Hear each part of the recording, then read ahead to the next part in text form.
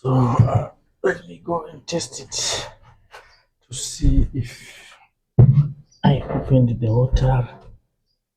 I was at the point which Whoa! What I see, guys. I'm done. I'm done. I'm done.